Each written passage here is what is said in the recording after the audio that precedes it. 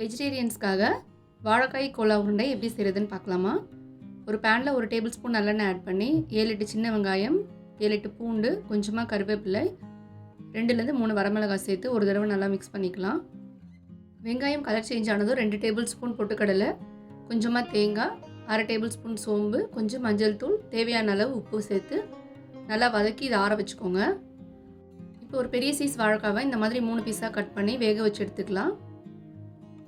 ஆற வச்ச மசாலாவை நல்லா இந்த மாதிரி தண்ணி ஊற்றாமல் அரைச்சி எடுத்துக்கலாம்.